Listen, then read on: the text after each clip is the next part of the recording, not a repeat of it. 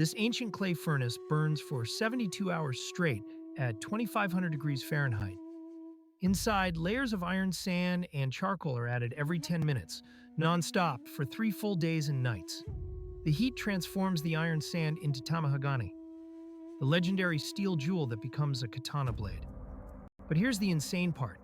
After smelting 15 tons of material, only 2 tons of steel survive. And just half of that is pure enough for sword making. The Tatara furnace keeps the steel semi-solid, so impurities turn liquid and can be removed, creating steel so pure that modern blast furnaces can't replicate it. This 1,000-year-old method is still the only way to forge an authentic samurai blade. Made with 1703.co.